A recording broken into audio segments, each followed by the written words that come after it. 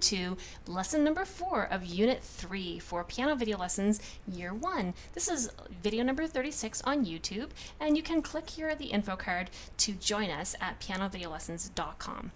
In this lesson, we're going to be learning a right hand finger gym called a Hanon exercise. And let's just have a look at the sheet here. As always, the gyms have the notes written inside the letter heads for each of these notes. So we can just read the letters without straining so hard to read the music. Some of them get pretty high up here at the very top of the staff and even just sitting above the staff. So even a bit of a preview then on some notes that we have not learned together. The instructions say to circle all of the thirds. So let's have a look here. From C to E right away, that's a third. So that's a skip. And we practiced those skips in our lesson number 1 when we were learning about thinking in intervals. Actually, no, that was lesson number 2. And so there's your first skip, C, E, and then we have F, G, A. So those are letters in order. Here we are counting backwards. A, G, F, E, D, all neighbors. F, so space to space. I'm going to circle that because it's a third. So D, F, that was our third. F, G, A, B, then we turn around. A, G, F, E. Those were all neighbors. Then we have G after E. So that's line to line, and that is a skip or a third. Then we have A, B, C, B, A, G. Those are all neighbors up and down. F, still a neighbor, because it's going space, line, space, line, space. Here we have another space. So we're going to skip from F to A, and that is a third. And then we have line, space, line, space, line, space, line, line. So there's our next skip. Space, line, space, line, space, line, space, space. Another third. You're starting to see a pattern here. Line, space, line, space, line, space, line, line. Another third. Space, line, space, line, space, line, space. So I have circled all of the skips or thirds in the entire piece. And what you notice is the first note of this third is C, and the next note is E. Now in the music, we would normally play a 3 when we skip a note. In this case, we're opening our hand and we're going to play the E with our 2. And that then opens up the whole hand so that it can reach all the way up to this A in one hand span, because we're not touching the note D at all. We're skipping it entirely. So here we have 1 to 2 from C to E.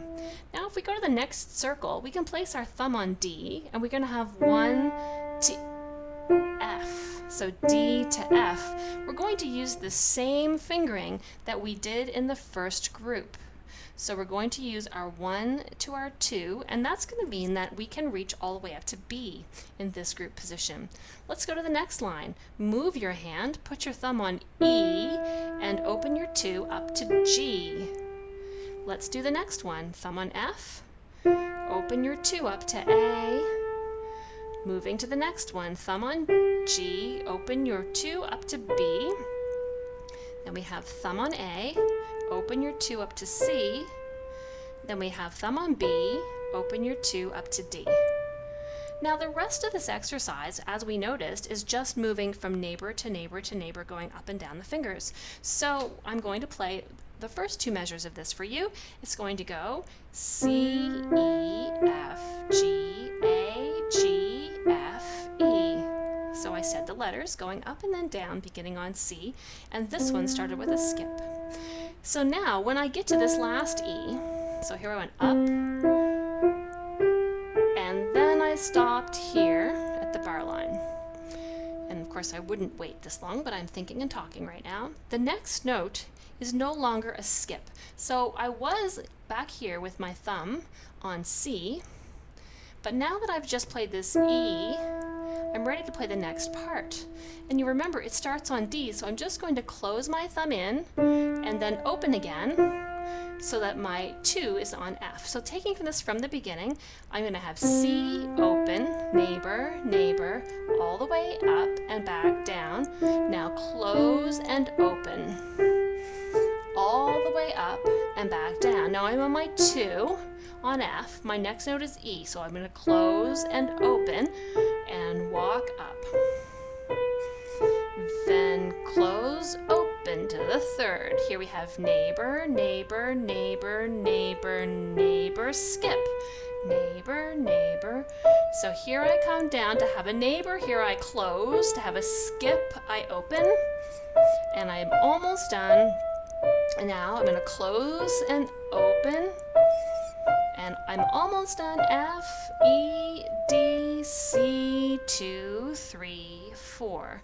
So what you can do is you can write the fingering in for the rest of this first line. So it's identical to this pattern. 1, 2, 3, 4, 5, and then 4, 3, 2, which takes you ready to close with 1 on E. So you can write the fingering in for this first line and play it by thinking about the fingers. 1, 2, 3, 4, 5, 4, 3, 2, close, open, 2, 3, 4, 5, 4, 3, 2, 1. And if you like, you can also write the rest of the fingering in for the entire piece. Oops, 2, 3, 4, 5, 4, 3, 2. All of the finger ones have been written in for you. I don't actually recommend writing them all in. Practice just this first line a few times to get used to the feeling, and then just use the finger ones as a guide to help get you started in the new pattern. Now this finger gym also introduces some new tempo words. So up here, tempo is the Italian word for speed. And there's also a kind of car called a tempo. So I guess maybe the car has some speed, I'm not sure. Then the first one I've got written here is andante. And andante is the Italian word for walking. And so if we're playing this piece at a walking tempo, we're playing it andante. And so we would not rush. It's just like going for a stroll. It's not too slow, but it's also not rushed. So that one wouldn't be andante. Now I could switch to moderato. Moderato is now moderately. So we're moving, with a bit of energy, but not rushed again. So we would call this moderato, also an Italian word. And then we could also play allegro, which is another Italian word for quick and lively, or cheerful. So I could start off allegro.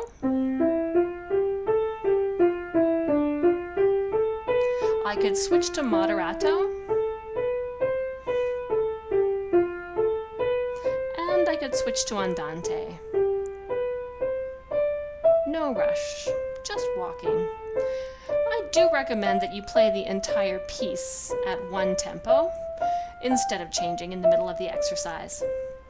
But go ahead and work on this finger gym. Now, when you play it, I want you to pay careful attention to the way you're pressing into the keys. I don't want your fingers to be flat. We've talked about this many times before. Lift your hand up so that you can use the weight of your forearm and your shoulder and your arm to press into your fingertips like you're holding up the weight with your fingers. And also keep your wrist loose and relaxed. As you move over this finger, move your wrist so that it's coming along with the finger that's playing.